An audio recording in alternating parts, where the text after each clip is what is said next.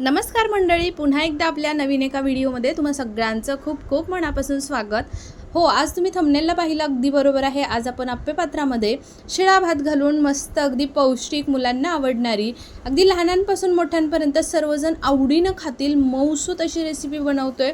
नेहमीचा भात तो फोडणीला घालून किंवा मग जिरा भात बनवून वगैरे तुम्हीसुद्धा कंटाळला असाल आणि बऱ्याच वेळा भात शिल्लक राहत असेल, मग आपण तो बऱ्यापैकी खायचं टाळतो. तर अशा पद्धतीनं या भाताचंच आप्पेपात्रामध्ये हा भात घालून तुम्ही जर ही पौष्टिक रेसिपी बनवून खाल्ली तर नेहमीच तुम्ही या पद्धतीने शिल्लक राहिलेल्या भाताची हे रेसिपी बनवून खाल. एवढी भारी आणि जबरदस्त लागते. त्यासाठी करायचं काय बघा, सुरुवातीला आपल्याला इथे जर भात शिल्लक राहिला असेल तर 1 कपाच्या इतकं मापाने इथे मी भात आता घेतलेला आहे. आता हा 1 कप इतका भात माझा रात्री शिल्लक राहिला होता. मग सकाळी उठलं आणि मग म्हटलं चला आता ही रेसिपी बनवायला घेऊया. त्यासाठी काय करायचं आहे, 1 कप इतका भात आपल्याला सुरुवातीला मिक्सरच्या भांड्यात घालून घ्यायचा आहे. त्याच्यानंतर बघा त्याच कपाच्या मापाने अर्धा कप इतका आपण रवा घेतलेला आहे. आता इथे बारीक मोठा कोणताही घेऊ शकता तुम्ही, कारण आपल्याला हा वाटूनच घ्यायचा आहे. त्याच्यानंतर आपल्याला त्याच्यामध्ये 1-2 चम्मच इतकं दही घालून घ्यायचं आहे. पहा, जर जास्त आंबट असेल तर इथे 1 ते 1.5 चम्मच घातलं तरीही चालेल, आणि आंबट गोड असेल तर इथे 2 चम्मच घालून घ्यायचं दही. त्याच्यानंतर पहा इथे पाणी घालायचं आहे आपल्याला. तर अगदी थोडंसंच मी पाणी घातलेलं आहे, 2 ते 3 चम्मच इतकं, कारण जे दह्याचा ओलसरपणा आहे आणि जो भात आहे त्याच्यामुळे अगदी व्यवस्थित हे पहा मस्त असं वाटलं जातं. तर पाहू शकता अशा पद्धतीनं आपल्याला हे बॅटर तयार करून घ्यायचं आहे. अगदी मऊसूत इथे आपलं बॅटर तयार झालेलं आहे. जास्त घट्टसुद्धा नाही आणि जास्त पातळसुद्धा नाही. आता एका भांड्यामध्ये हे सर्व मिश्रण आपल्याला काढून घ्यायचं आहे. पहा, आता पुढे पहा अगदी व्यवस्थित असं एकसारखं मिश्रण फेटून घ्यायचं. आता इथे पाहू शकता हे जे बॅटर आहे ते अगदी हलकं होईपर्यंत 1-2 ते 3 मिनटं मस्त असं चम्मचनी फेटून घ्यायचं. पाहू शकता व्हिडिओमध्ये दाखवलं आहे अगदी या पद्धतीनं, जेणेकरून आपलं हे जे बॅटर आहे याच्यामध्ये मस्त अशी हवा भरली जाते आणि छान अगदी आपला बनणारा पदार्थ मऊसूत जाळीदार तयार होतो. तर आता झाकून 15 मिनटासाठी पहा, आपल्याकडे जर टाईम असेल तर तुम्ही झाकून 10 ते 15 मिनटासाठी ठेवून द्यायचं आहे. तोपर्यंत आपण एक चटपटीत चटणी करूया खाण्यासाठी. त्यासाठी पहा इथे 2 चम्मच इतके शेंगदाणे घातले, 1 चम्मच इतका डाळवं घातलेला आहे, लसूण घातलेला आहे, त्याच्यानंतर आल्याचा 1 तुकडा आणि 1-2 मिरच्या घातलेल्या आहेत. लहान मुलं जर खात असतील तर 2च मिरच्या घाला, आणि जरा जास्तच तुम्हाला तिखट हवी असेल तर 3-4 मिरच्या वापरू शकता. त्याच्यानंतर भरपूर अशी कोथिंबीर घातली, पाणी घातलं आणि मस्त इथे आपली ही चटणी मिक्सरमधून वाटून घेतलेली आहे. आता ही एका छोट्या वाटीमध्ये काढून घेऊया आणि एक खमंग असं याला फोडणी तयार करून घेऊया, जेणेकरून आपली ही चटणी अजूनच टेस्टी लागेल. तर इथे पाहू शकता मिक्सरच्या भांड्यामध्ये थोडंसं पाणी टाकलं आणि विसळून घेऊन ते सुद्धा त्या वाटीमध्ये टाकून घेतलं. त्याच्यानंतर इथे पहा तडका पॅन ठेवलेला आहे आणि तडका पॅनमध्ये 1-2 चम्मच इतकं तेल घालून घेतलं, 1/2 चम्मच इतकी मोहरी घातली, कढीपत्त्याची काही पानं घातली आणि हिंग घालायचा. आता गॅस बंद करून द्यायचा. त्यानंतर पहा इथे आपण जी चटणी घेतलेली आहे वाटून त्याच्यामध्ये चवीनुसार मीठ घालायचं आणि जी फोडणी करून घेतलेली आहे ती खमंग फोडणी याच्यावरती घालून घ्यायची. चर्रकन आवाज आला फोडणीचा की अगदी व्यवस्थित फोडणी तयार झाली आणि फोडणी बसलेली आहे. मग मस्त खमंग लागते चटणी. एकदा अशी चटणी बनवून पहा. अजून खूप साऱ्या चटणीच्या रेसिपी मी आपल्या रेसिपीसोबतच अपलोड केलेल्या आहेत.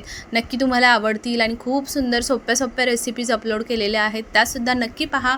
आपल्या सर्व रेसिपी सोप्या असतात, घरगुती साहित्यात असतात आणि बनवायला अतिशय साध्या सोप्या असतात. त्याच्यामुळे नक्की तुम्ही एक वेळा चेक करा आणि आवडल्या तर रेसिपी चॅनलला सबस्क्राईब करा. छान फेटून घेतलेलं मिश्रण पहा झाकून ठेवलं होतं. आता झाकण काढून आपल्याला त्याच्यामध्ये कांदा, टोमॅटो, त्याच्यानंतर इथे पहा मी कोथिंबीर घेतली आहे, मिरची थोडीशी कट करून अगदी बारीक घेतलेली आहे, कढीपत्त्याची काही पानं घातलेत आणि त्याच्यानंतर याच्यामध्ये भरपूर अशी बारीक कट करून घेतलेली कोथिंबीर घातली आहे. आता सर्व छान असं मिक्स करून घ्यायचं आणि अजिबात याच्यामध्ये पाणी वगैरे घालायचं नाही. चवीपुरतं मीठ घालून घ्यायचं आणि एकसारखं अगदी व्यवस्थित मिक्स करायचं आणि थोडंसं फेटून जरी घेतलं तरीही चालेल, अजून छान थोडंसं हलकं होईल. आणि ते झाकून ठेवण्याचं कारण म्हणजे रवा आपण वाटून तर घेतला आहे, पण छान असा अजून थोडासा फुलावा. जर टाईम असेल तर थोडा वेळ जास्त ठेवलं की अजून छान जाळीदार आपला पदार्थ बनतो. जर टाईम नसेल, जास्त वेळ नाही ठेवलं, चटणी बनवेपर्यंत 10 मिनटं ठेवलं तरीही चालेल. तर आता हे सर्व मिश्रण तयार करून घेतलं. आता काय करायचं, गॅसवरती आपल्याला आप्पे पॅन ठेवून घ्यायचं आहे आणि त्याच्या सर्व खणांमध्ये आपल्याला तेल टाकून घ्यायचं आहे. तर आता तेल टाकून घेतलं की नंतर पहा इथे इनोची एक पुडी मी फोडून घेतलेली आहे. आता याच्यातलं मी पहा अर्धाच इनो आपल्याला ह्याच्यामध्ये घालून घ्यायचं आहे, पाहू शकता. बाकीचा मी ठेवून दिलेला आहे. जर तुमच्याकडे टाईम असेल तर अजून जास्त वेळ ठेवलं तर काहीच इनो वगैरे सोडा वगैरे घालायची गरज नाही आहे. तर इथे पाहू शकता मस्त अगदी व्यवस्थित थोडंसं पाणी टाकायचं वरतून आणि छान फेटून घ्यायचं. आता इथे छान जाळी तयार व्हायला लागली आहे पिठाची. आता पाहू शकता जास्त वेळ फेटतसुद्धा बसायचं नाही.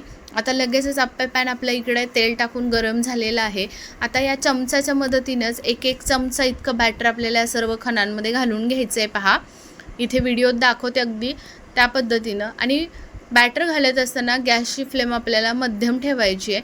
आता इथे पाहू शकता लगेचच गॅसची फ्लेम मध्यम ठेवूनच आपल्याला झाकण ठेवून दोन्ही बाजूंनी छान असं भाजून घ्यायचे आहेत हे आप्पे. आज आपण इथे शिळ्या भातापासूनचे आप्पे बनवतो आहे. खायला अतिशय खमंग लागतात आणि अतिशय पौष्टिक तयार होतात. मुलांना खूप जास्त आवडतात आणि इथे पाहू शकता मऊसूत जाळीदार विशेष म्हणजे तयार होतात. आता दोन्ही बाजूंनी आलटपलट करून शेकून घ्यायचे. मधली बाजू जरा जास्तच तापली जाते आणि त्याच्यामुळे पाहू शकता साईडच्या खणांमधल्या आप्प्यांपेक्षा मधल्या खणांमधले आप्पे जरा काळसर थोडेसे दिसत आहेत, डागल्यासारखे. त्यामुळे थोडं मधले ना पटपट काढून घ्यायचे आणि साईडचे थोडा वेळ जास्त ठेवले तरीही चालतील. तर पाहू शकता इथे सर्व असे मस्त डबल फुललेले जाळीदार आप्पे आपले तयार झालेले आहेत. आता हे काढून घ्यायचे. जर अजून बॅटर शिल्लक आहे माझ्याकडे तर ते सुद्धा मी दुसऱ्या बॅचमध्ये बनवून घेते. तर इथे पाहू शकता मस्त आपले हे आप्पे तयार करून घेतलेले आहेत. खायला म्हणाल तर अतिशय टेस्टी लागतात आणि या चटणीबरोबर तर अजूनच छान लागतात. आता इथे मी दुसरी बॅचसुद्धा काढून घेतलेली आहे. सोबत खमंग चटणी केली आहे. आता हे सर्व आप्पे लगेचच तयार झाले की मग अजिबात इकडे तिकडे बघायचं नाही आणि लगेचच खायला घ्यायचे. मग काय बनवले गरम गरम तयार झालं की आपल्यालासुद्धा राहवत नाही. एवढे जबरदस्त आणि छान अगदी तयार होतात. मऊसूत आतून तयार होतात, वरतूनसुद्धा जाळीदार छान तयार झालेले आहेत. अगदी तोडूनसुद्धा दाखवला. कलरसुद्धा पाहू शकता मस्त आलेला आहे. अगदी बघता क्षणी वाटतं की पटकन खायला घ्यावं. नक्की तुम्हीसुद्धा या शिळ्या भाताचे हे आप्पे एकदा नक्की बनवून पहा. अगदी लहान मुलांपासून प्रौढांपर्यंत सर्वजण खाऊ शकतात, एवढे छान तयार होतात. आणि रेसिपी कशी वाटली मला कमेंट करून नक्की सांगा. रेसिपी आवडली तर जास्तीत जास्त लोकांपर्यंत शेअर करा. आपले व्हिडिओ तुम्ही संपूर्ण पाहता त्याबद्दल धन्यवाद. चला उद्या पुन्हा भेटूयात नवीन एका रेसिपीसोबत. तोपर्यंत बाय बाय.